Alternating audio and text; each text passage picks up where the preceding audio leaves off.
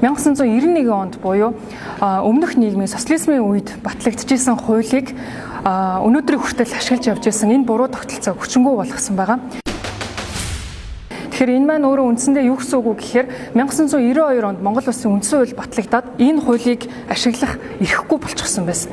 Гэтэл 2019 онд энэ хуулийг ашиглан бид бүхний мэдих төрийн өмчт компаниуд дээр бет томилох замаар маш том онцгой эрхийг засгийн газар өөртөө олж авдаг энэ жишээг тогтоод маш удсан байсан. Гэтэл тухайн хууль нь өөрөө үндсэн хууль зөрчсөн буюу социализмын үеийн хуулийг ашиглаж яваад байсан маань өөрөө маш том асуудлыг дагуулж ирсэн байгаамаа. Тэгээд энэхүү хуулийг бол хүчингү болохоор санаачлаад энэ хаврын чуулганд бол өргөн бариад улсын хурлын бүх гишүүд маань бол дэмжиж энэ хууль хүчингү болсон. Тэр утгаараа өнөөдрөөс эхлээд ямар ч төрийн өмчт компани дээр бет томилно гэдэг асуудал байхгүй. Тэгэхээр цаашдаа бол төрийн өмчт компаниуд болон энэ ганцхан төрийн өмчт компаниар зогсохгүй хувийн компаниуд нээлттэй явцад компани дээр ч гэсэн бет томилох бололцоо бүхий үе таалгыг нээж исэн энэ том аюултай хууль өөрөө хүчин төгөлдөр бус болсон.